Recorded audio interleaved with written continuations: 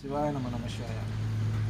பாசன கட்டு என்று சொல்லப்படும் சித்தர்கள் முறையில் கட்டக்கூடிய இது சங்கு பாசனம். இது கட்டாத சங்கு பாசனம் எப்படி இருக்குது பாருங்கள். இது கட்டுன சங்கு.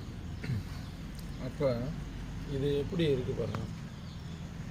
அப்படியே முகம் பார்க்கலாம், கண்ணாடி போல் கட்டணும். அப்போ பாசனங்கள் எந்த ஒரு பாசனங்களையும் உருகி கட்டணும் அப்படின்னு சொல்கிறார்கள் சித்தர்கள். அதுபோல் கண்ணாடி போல் கட்டினா தான் இந்த மாதிரி கட்டு வகையில் இருந்தால் தான் அது நம்ம எந்த வேலைக்கு கொண்டு போனாலும், வைத்தியமாக இருக்கட்டும், வாதமாக இருக்கட்டும், எதாக இருந்தாலும் அது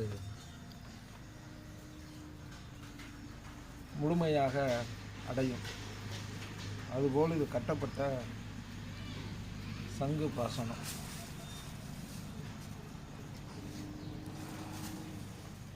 வைத்தியத்துக்காக இருந்தாலும், வாதத்துக்காக இருந்தாலும் இது முழுமையான கட்டு.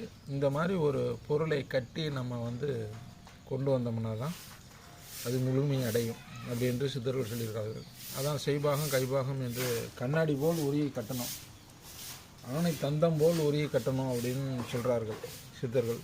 அதுபோல் இது கண்ணாடி போல் கட்டப்பட்ட சங்கு பாசனம். சிவசிவா திருச்சிற்றம்பலம்.